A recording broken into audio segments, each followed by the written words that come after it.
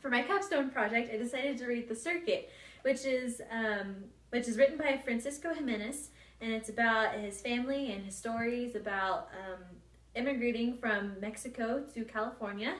And for my creative project, I decided to make a cultural soup. So the pot represents his mom and her human capital, because she decided to make a little bit of extra money for her family. She was going to make lunch for all the migrant workers.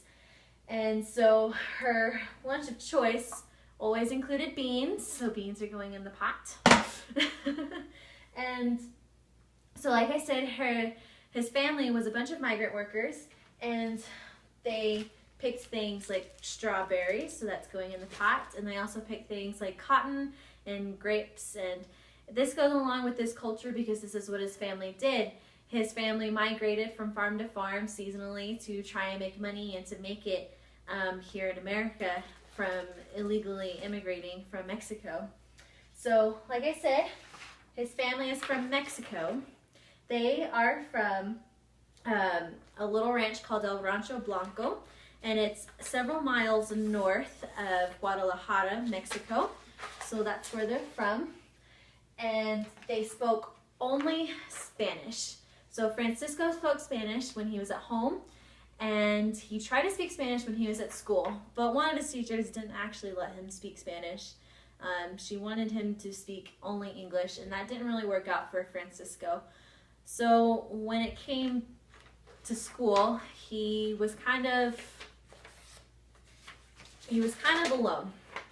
So he didn't have many friends because his teacher didn't let him speak Spanish, and he was kind of embarrassed by not being able to speak English.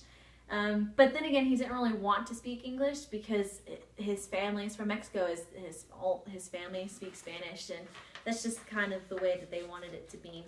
He was also alone because his family was afraid that they would be caught by border control and that they would be sent back to Mexico. So they didn't really speak to anybody in America other than the other migrant workers and the migrant farm owners.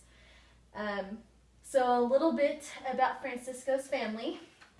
So Francisco had his mom and his dad, and he also had 7 siblings.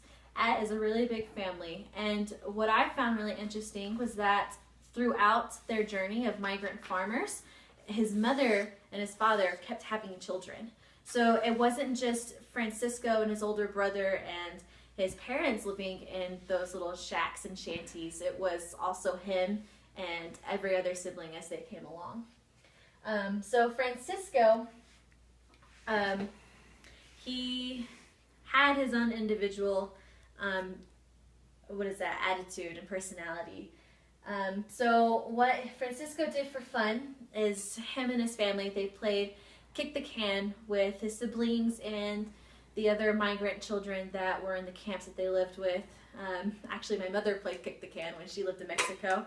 So this is because they didn't have any money for toys or anything like that. So they just used things that they found around lying in the trash. And one of Francisco's only friends actually had a coin collection, and he was the only friend of Francisco to ever invite him over to his house. And Francisco was intrigued by his friend's coin collection, and his friend had such a kind heart that he gave him old coins that he didn't want. And so Francisco fell in love with his brand new coins, and it just became who he was. It actually ended up causing a little bit of a problem with his siblings because they didn't understand how much his coin collection meant to him. And the last thing that I wanted to talk about was Francisco's notebook. So Francisco had a lot of trouble when it came to school because of his family situation and him not speaking English and whatnot. But he had a teacher who challenged the class to memorize something. And the way Francisco did it was he wrote it down in a notebook every single night until he had it memorized perfectly in English.